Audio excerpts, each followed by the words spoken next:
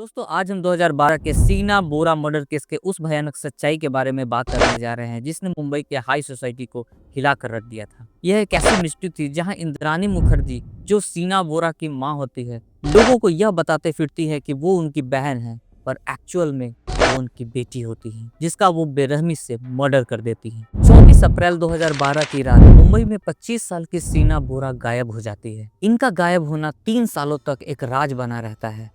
3 साल के बाद 2015 में जब पुलिस एक किडनैपिंग केस की जांच कर रही होती है, तब एक बहुत बड़ा ट्विस्ट सामने आता है। पुलिस इंद्रानी मुखर्जी के ड्राइवर श्यामवर राय को एक किडनैपिंग केस में गिरफ्तार करती है और कड़ी पूछताछ में वो किडनैपिंग के अलावा कई अन्य राज उगलता है। श्यामवर राय पूछताछ में बताता है कि सीना बोरा गायब नहीं हुई, बल्कि उसकी मां इंद्रानी मुखर्जी ने उसे मारकर जंगल में दफना दिया है। दोस्तों, अभी तक आपने जो देखा वो कहानी का एक हिस्सा था। आइए इस जटिल मर्डर मिस्ट्री को डीपली समझते हैं।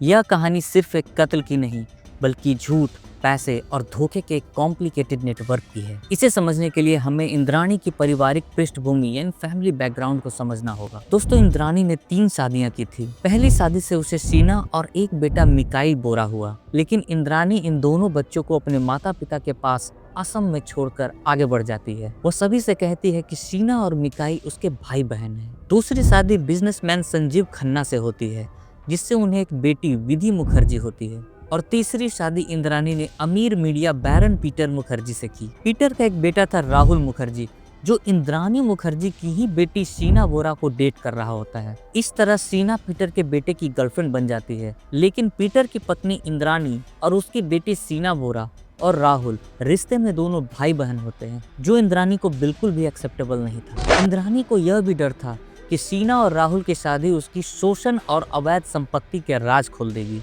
इंद्रानी के डर और लालच ने ही इस भयानक मर्डर की नींव रखी थी। दोस्तों, इंद्रानी शुरू से ही पैसों की लालची महिला होती है, इसलिए वो अपने दोनों पति को छोड़कर एक तीसरे मर्द से शादी करती है, जो कि बहुत अमीर होता है।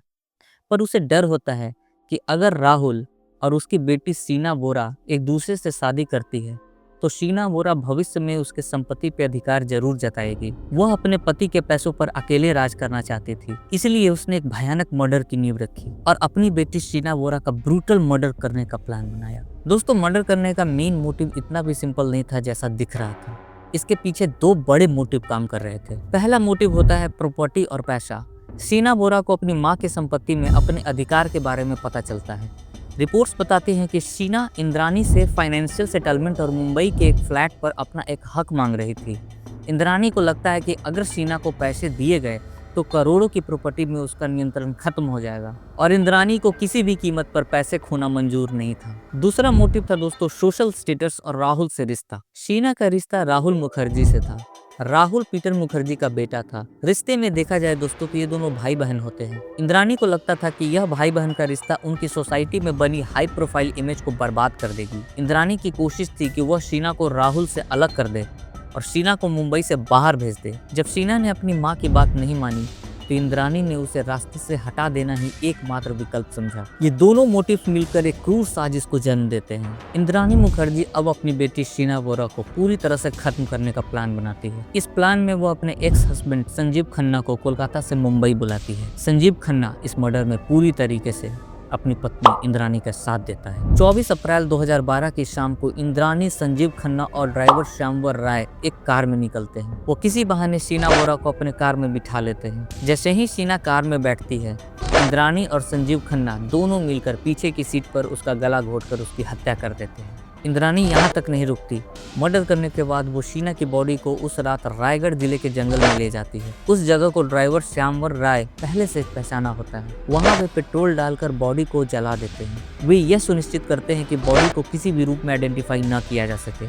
इसके बाद वे उसी जली हुई बॉडी को जमीन में दफना देते हैं। बॉडी को दफनाने के बाद ये लोग आराम से अपने अपने घर चले आते हैं। राहुल मुखर्जी इंद्रानी से सीना बोरा के बारे में पूछता है, पर इंद्रानी राहुल से यह झूठ बोलती है कि सीना हायर स्टडीज के लिए अमेरिका चली गई है। इंद्रानी सीना के नाम से एक रेजिग्नेशन लेटर भेजती है और फर्जी ईमेल भेजकर राहुल को यह विश्वास दिलाती है कि सीना ने उसे रिश्ता तोड़ दिया है। राहुल मुखर्जी को इंद्राणी की इस बात पर शक होता है, लेकिन वह किसी को कन्विंस नहीं कर पाता। पीटर मुखर्जी की भूमिका यहाँ सबसे ज्यादा कंट्रोवर्शियल होती है। पीटर ने कोर्ट में कहा कि उन्हें विश्वास था कि शीना जिंदा है और विदेश में है, लेकिन सीबीआई का आरोप है कि पीटर को सारे राज पता थे और वह इस साजिश में बराबर शामिल था। पीटर पर साजिश रचने और सबूत मिटाने के आरोप लगाए गए। दोस्तों, इंद्राणी ने यह मिस्ट्री पिछले 3 साल से छिपा कर रखी थी। वह सबसे यही कहा करती थी कि शीना हायर स्टडीज के लिए विदेश चली गई है। यह झूठ तब तक चलता रहा जब तक अगस्त 2015 में मुंबई पुलिस को एक और केस नहीं मिल गया। पुलिस ने अवैध हथियार के केस में ड्राइवर श्यामवर राय को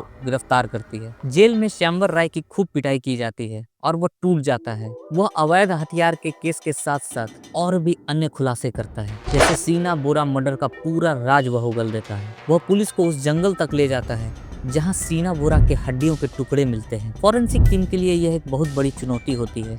वे उन अवशेषों का डीएनए टेस्ट करते हैं। डीएनए रिपोर्ट साबित करती है कि ये हड्डियां इंद्राणी मुखर्जी और शीना बोरा के बायोलॉजिकल मैच होते हैं। बायोलॉजिकल मदर और बेटी का सच सबके सामने आ जाता है। सीबीआई ने इंद्राणी, पीटर और संजीव खन्ना पर चार्जशीट फाइल की। कोर्ट रूम में यह केस सालों तक चलता रहा। इंद्राणी का बचाव पक्ष कोर्ट में अजीबोगरीब दावे करता है। वह कहती है कि शीना जिंदा है और वह झूठी गवाही दे रही है। पीटर मुखर्जी को जेल में 4 साल बिताने के बाद 2020 में उन्हें बेल मिल जाती है। कोर्ट कहती है कि सीधे तौर पे पीटर के खिलाफ कोई भी सबूत नहीं है। संजीव खन्ना को भी 2021 में बेल मिल जाती है। इंद्राणी मुखर्जी सुप्रीम कोर्ट में लंबी लड़ाई लड़ने के बाद मई 2022 में जमानत पर बाहर आ जाती है। कोर्ट कहती है कि वो पहले ही 6.5 साल जेल में बिता चुकी है। दोस्तों, ये केस आज भी मुंबई के स्पेशल सीबीआई कोर्ट में ट्रायल पर है और फैसला आना बाकी है। दोस्तों, आपको क्या लगता है, क्या इंद्राणी मुखर्जी अपनी बेटी की मर्डर के लिए दोषी है या नहीं? जिस तरीके से यह परिवार इतने सालों तक झूठ और राज के साए में जीता रहा, क्या यही इस क्राइम का असली कारण है? आप अपनी राय हमें कमेंट्स में बताएं और अगर आपको ये वीडियो इन्फॉर्मेटिव लगे तो वीडियो को लाइक करके चैनल को जरूर सब्सक्राइब करें। मिलते हैं नेक्स्ट वीडियो में। जय हिंद।